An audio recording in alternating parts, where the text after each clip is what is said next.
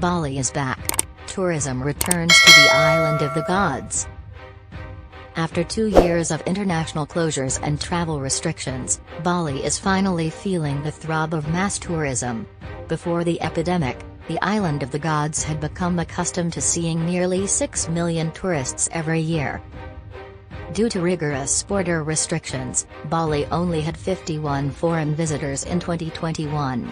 This Thursday, Indonesia's tourism minister and Bali's governor released the most recent visitor data, confirming that mass tourism has returned to Bali. During the reopening phase, local populations and long-term international residents in Bali had conflicting sentiments.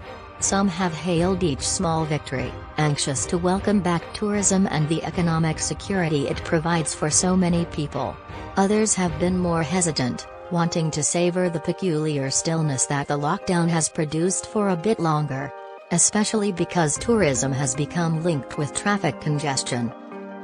Bali has never been so calm, according to many people. Famous beaches including Eskuta, Legion, and Seminyak have been closed. Streets that are normally thronged with visitors around the clock were deserted. For months, Bali airport had no foreign travelers. Tourist numbers have consistently increased month after month since the reopening of borders in February of this year. From the government to the community, there was widespread anxiety that Bali's first full peak holiday season would fall short of expectations. That could not be further from the truth. Bali is ahead of its tourism projections until the end of 2022, according to Tourism Minister Sandiaga and Governor Wayan Koster. As of the first week of September, Bali was getting 10,000 foreign visitors every day on average. This is half of the pre-COVID daily rate. On September 5, Governor Koster stated that the daily average of 10,000 persons is far quicker and greater than the targeted aim of 40% of pre-COVID arrivals by December 2022.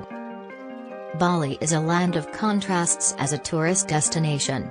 It is suitable for all budgets, demographics, and travel types.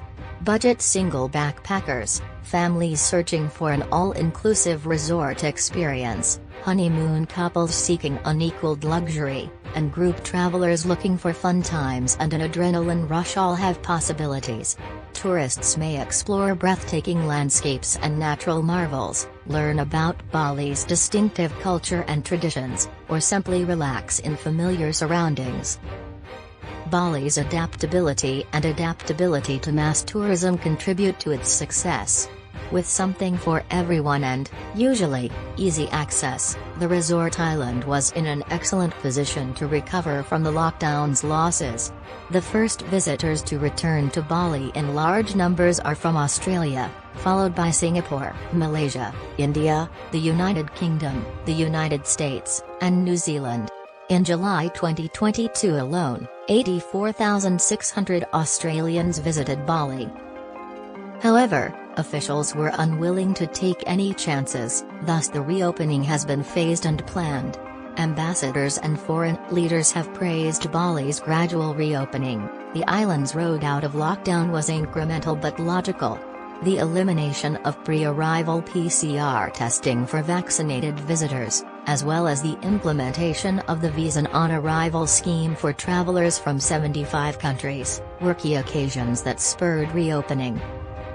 In terms of remaining limitations, all overseas passengers must still present confirmation of immunization status upon arrival. There are still further limitations in place for domestic travel.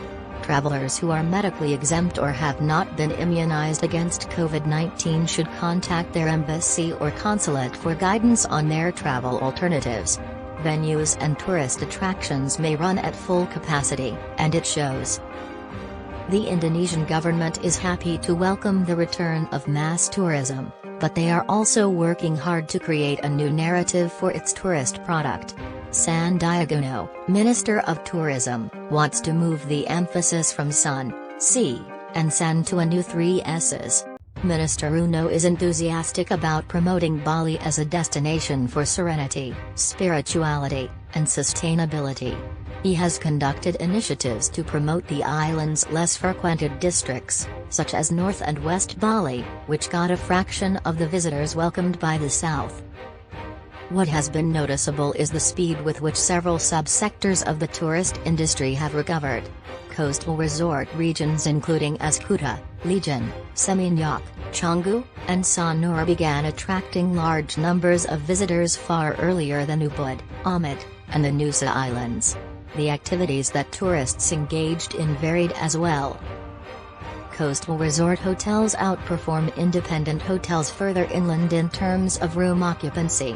Early in the reopening process, community-based tourism experiences, particularly those in more remote locations, were vociferous about their inability to attract travelers to their offers. Despite company losses and severe unemployment, several communities on Bali used the lockdown to discover what fresh tourism prospects were right on their doorstep. Communities such as On Village, for example, might win central government financing to build a nature-based tourism strategy centered on the waterfalls that have been used by residents for ages.